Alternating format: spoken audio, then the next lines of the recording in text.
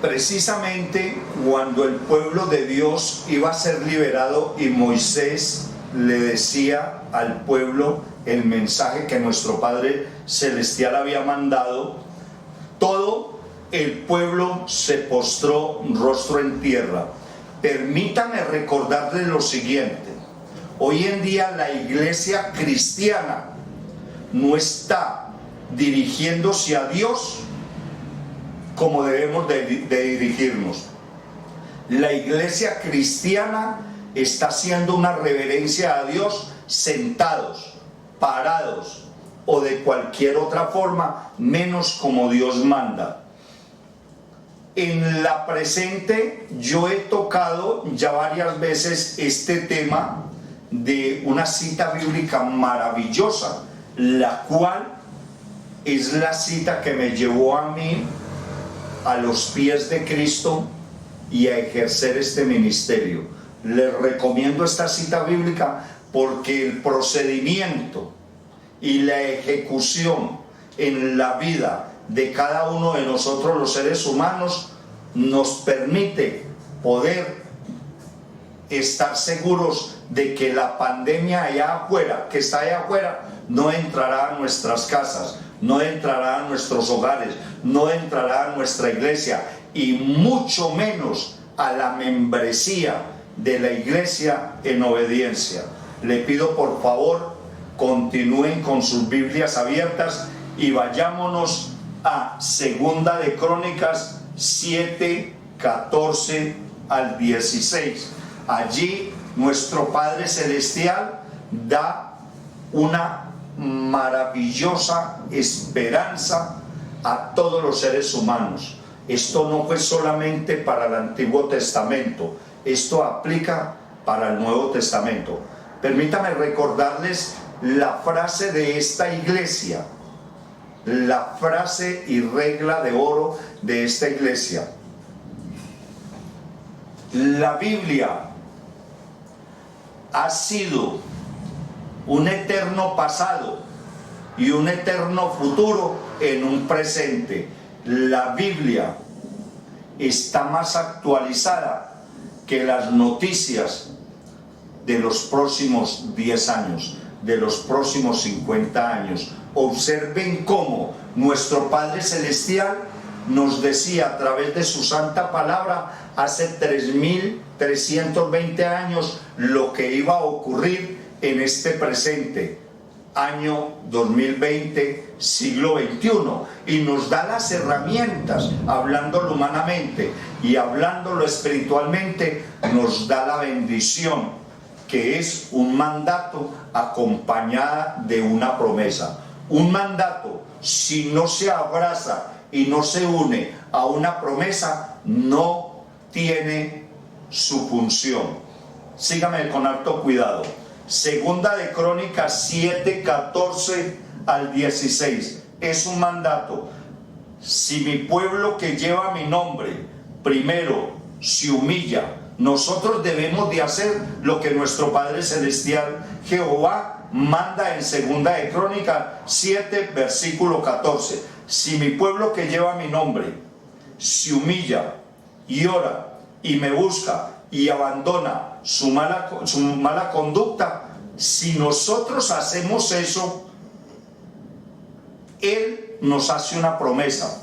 Pero primero evaluemos y analicemos a qué se refiere brevemente con esos 4 mandatos que Él nos da. Primeramente que todo, se humilla es postrarnos rostro en tierra siempre y cuando la persona como yo podamos hacerlo. Segundo, ora es arrepentirse y confesar nuestro pecado. Así está escrito en Tito 1:2. Nuestra esperanza es la vida eterna, la cual Dios no miente y ya había prometido desde antes de la creación del mundo. ¿Correcto? Eso es orar, arrepentirnos y confesar nuestro pecado y abandonar nuestra mala conducta. Si nosotros ahora en este tiempo que tenemos la oportunidad de dedicarnos a la palabra de Dios, nos disponemos a humillarnos, a orar, que es arrepentirnos y confesar nuestro pecado, y abandonamos nuestra mala conducta, entonces viene la promesa de Dios. Yo le escucharé desde el cielo, perdonaré su pecado. Óigame bien, si Dios perdona nuestro pecado es porque debimos de haberlo confesado. Restauraré su tierra a las personas que tienen dificultades en este momento, como las de la pandemia, entre otras.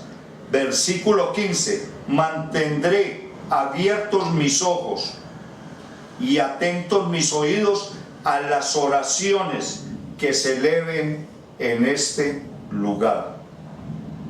Versículo 16, desde ahora y para siempre escojo este templo para habitar en él.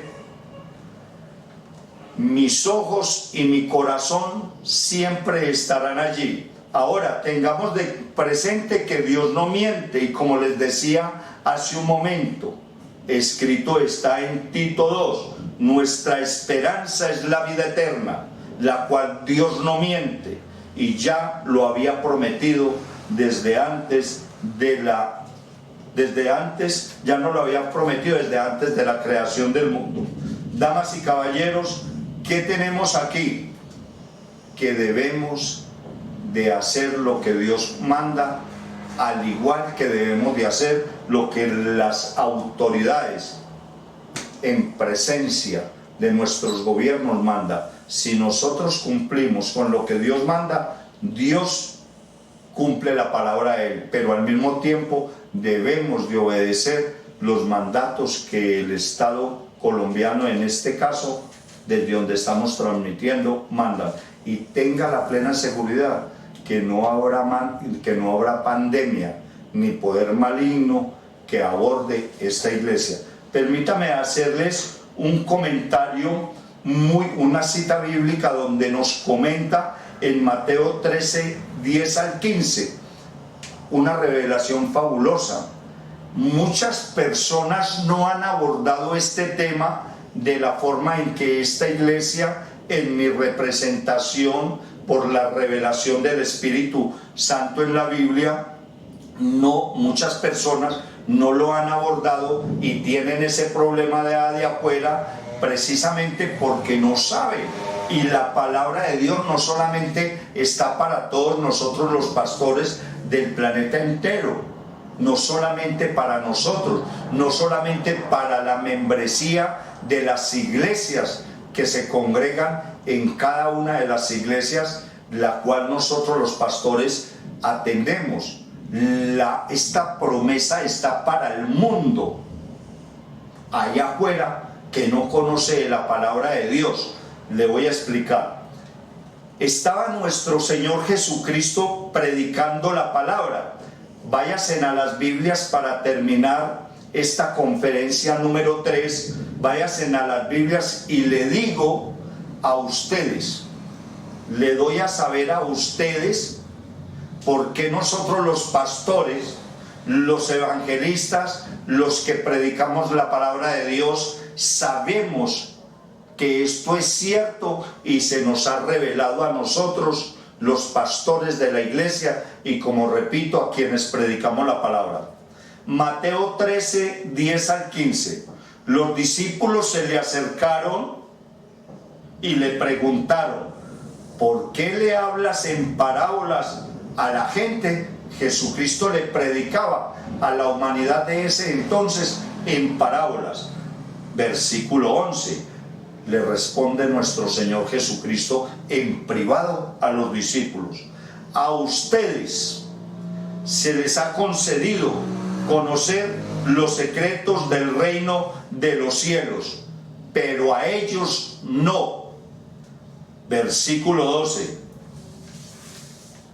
Al que tiene más, esto quiere decir a quienes nos dedicamos a meditar la palabra en la mañana, al mediodía y en la noche, se refiere este versículo número 11 del capítulo 13 de Mateo.